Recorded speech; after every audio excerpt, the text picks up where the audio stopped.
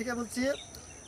আমার এই গ্রামের নাম ফুলবাড়িয়া, সাইডে আছে কামেরহাট, তার মাঝে আছে প্রচুর ধান।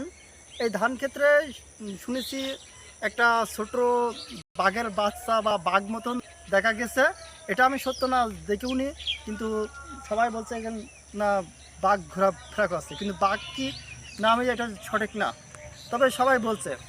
এখন আমরা জানি বাঘ থেকে সুন্দরবনের বনের এই বাঘ থাকে, জঙ্গলে থাকে, কিন্তু হঠাৎ করে কুষ্টিয়া মিরপুর ফুলবাড়ির যে বাঘ আসবে এটা আমরা কল্পনা করতে পারিনি, কিন্তু আমরা দেখিনি।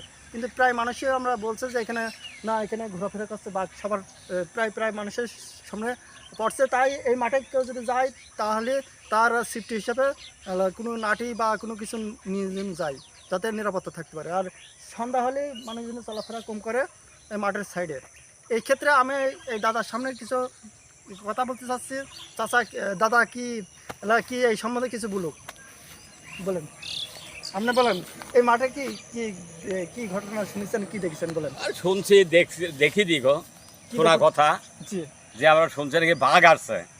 একজন সত্যবাদী ছেলে, জি সে নাকি বলছে যে বাঘে তাড়া করছিল কাবিরহাট গ্রাম, জি তার বাড়ি কাবিরহাট। জি তে যাই হোক, এইটুকুই, এই পর্যন্তই আমাদের চোখে পড়ে নাই।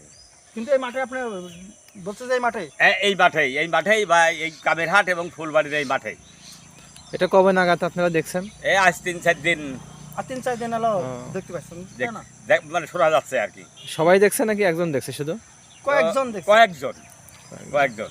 তা সেই ক্ষেত্রে আমরা বলতে চাচ্ছি যে এই মাঠে কেউ যদি কোনো চাষি যায়, সেক্ষেত্রে হলো কাশি বা হাইসু নিজের নটি নিয়ে চলাফেরা করতে বা সাবধানে চলাফেরা করলে মানুষ হলো যাতে বিপদ মুক্ত থাকে, এটাই আমরা বলতে চাচ্ছি। আসসালামু আলাইকুম। ওকে।